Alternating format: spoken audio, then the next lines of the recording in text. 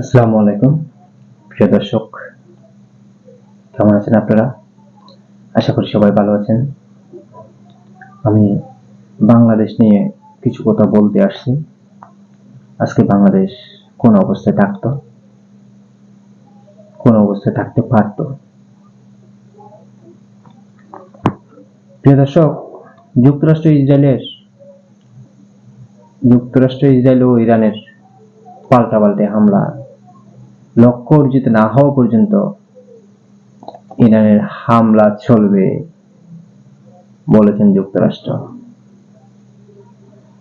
প্রিয় দর্শক, আজকে বাংলাদেশ সেটা অবস্থা কোন জায়গায় হতে পারতো দুবাইয়ের মতো, হতে পারতো বাহরাইনের মতো, হতে পারতো সৌদি আরবের মতো। কেন হয় নাই? শেখ হাসিনা দেশ বিক্রি করেন নাই আমেরিকার কাছে। আজকে যদি শেখ হাসিনা দেশ বিক্রি করে দিত আমেরিকার কাছে, তাহলে দুবাইয়ের মতো আজকে ধ্বংসের স্তূপ এখানে দেখতে হতো, বাংলাদেশেও দেখতে হতো। সেন্ট মার্টিন ঘাঁটি দেয় নাই আমেরিকাকে। আমেরিকা চেয়েছিল, আমেরিকাকে যদি সেন্ট মার্টিন ঘাঁটি দিত, শেখ হাসিনা আরো 10 বছর থাকতে পারত, কোনো আন্দোলন চলতো না। একমাত্র সেন্ট মার্টিন দেয় নাই, তার জন্য উনি দেশও ছেড়ে দিয়েছেন, ক্ষমতায় থাকতে পারেন নাই। আমেরিকার সাথে বিশ্ব রাজনীতি, আমেরিকা অনেক হাই ক্লাস।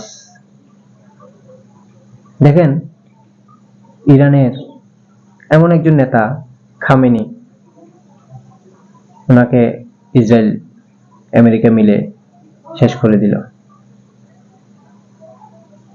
আসলে ইসলাম কোথায়? আমরা যে একজনকে আরেকজন মারতেছি, একজনের ক্ষমতার জন্য আরেকজনকে শেষ করে দিচ্ছি, তাহলে ইসলাম কোথায়? সেটার জবাব কোথায় গিয়ে দিতে হবে?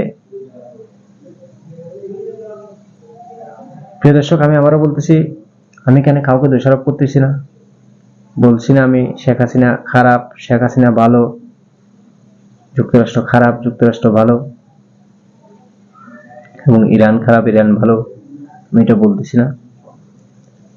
আমি শুধু এটাই বলতে চাচ্ছি যে আজকে আমরা বাংলাদেশিরা কোথায় থাকতাম।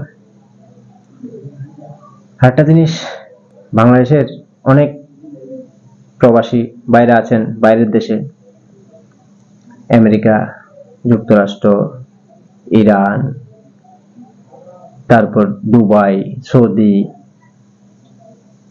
এই মধ্যপ্রাচ্য দেশগুলোতে বাংলাদেশি ভাইরা অনেকেই প্রবাসী আছেন। তারা তাদের জায়গা থেকে একটু সেফলি থাকবেন।